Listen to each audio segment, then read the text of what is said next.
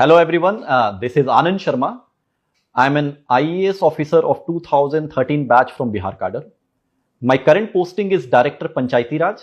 I have additional charge of CEO BGSYS. It's a society under Panchayati Raj department. It's a World Bank project. Then additional charge of Director Sanitation and additional Secretary Urban Department. जो मेरी पहली फिर posting actual जिसको हम बोलेंगे position of responsibility जो हमने लिया वो था एसडीएम मसौड़ी की।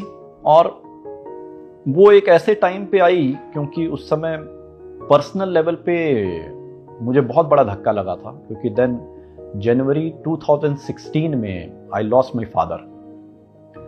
और क्योंकि ये मेरे पिताजी का ही सपना था, जो जैसा मैंने पहले आप लोगों को शेयर किया था, नहीं तो मैं तो जर्मनी में अच्छी खासी नौकरी मिल गई थी। अगर आज उसमें ही लगे रहते तो आज 1.5 लाख से 2 लाख यूरो का पैकेज होता। और उसको छोड़ के यूपीएससी के प्रति जो मुझे मोटिवेट किए थे मेरे पिताजी थे, और उनकी ही उस सपने की वजह से ही इस प्रोसेस को स्टार्ट किया था। और मेरी पहली पोस्टिंग आने के पहले मैं अपने पिताजी को खो दिया था।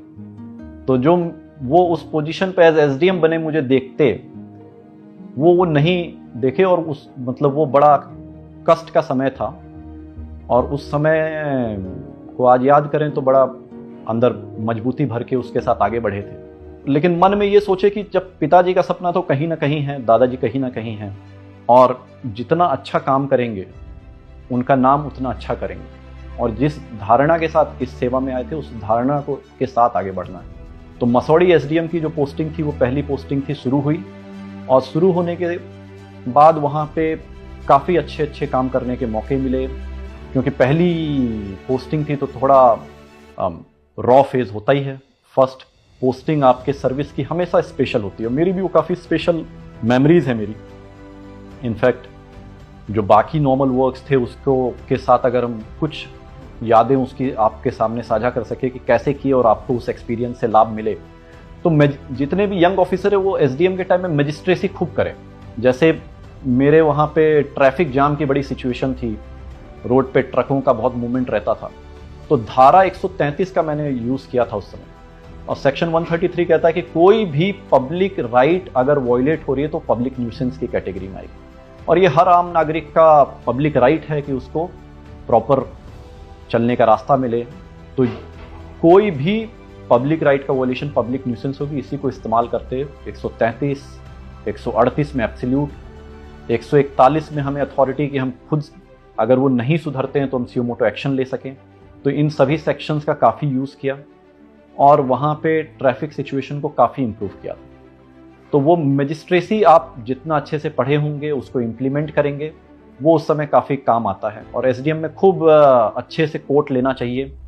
और सीआरपीसी के जितने सेक्शंस आपके 107 हो, 108 हो, 109, 110, 116(3), फिर आपका 133, 38, 40, 141, ये जितने सीआरपीसी के सेक्शन हैं, 145, 147, इनको प्रॉपर आपको खूब केसेस करने चाहिए।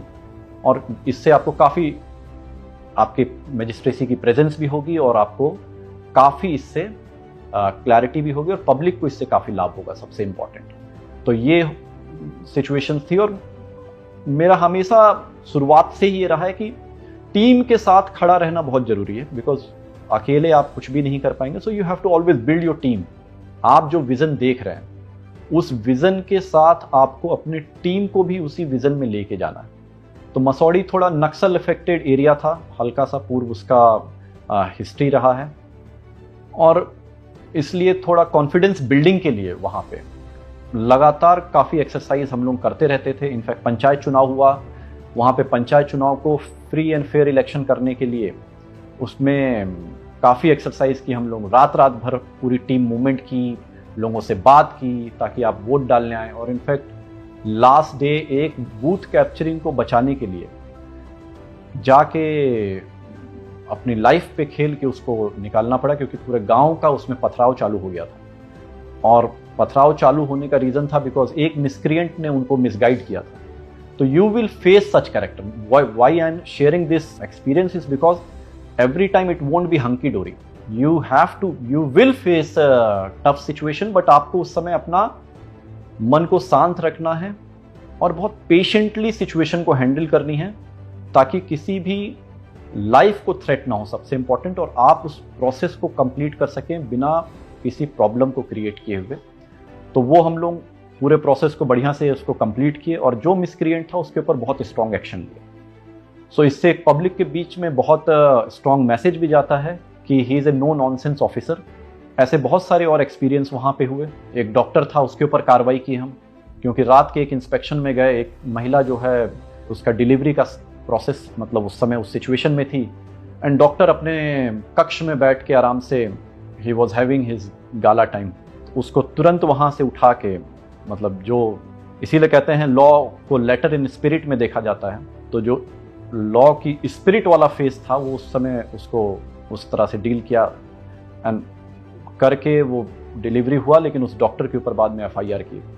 ऐसे एक ब्लॉक एग्रीकल्चर ऑफिसर था, वो अपना कार्य नहीं कर रहे थे, उनके ऊपर किए। ऐसे अलग अलग बहुत सारे फेजेस थे। फिर एक बार एक पथराव, एक सो कॉल्ड जो एरिया के कुछ लोग होते हैं जो अपने आप में हैवी बिल्ट कहते हैं, वो पथराव के मेरे एक ऑफिसर को चोट आई, उसके ऊपर केस किए। तो that way you take stand and stand for your team. When you stand for your team, तो your team will also stand for you. और टफ सिचुएशन में आपको आपकी टीम ही प्रोटेक्ट करती है, और ये तब क्राइसिस सिचुएशन में आप तब निखर के आते हैं जब आप बाकी टाइम पे आप अपनी टीम बिल्डिंग करते हैं और एक आप इम्पार्शियल वे में अपने प्रोसेस को, अपने चीज़ों को आगे लेके चलते हैं।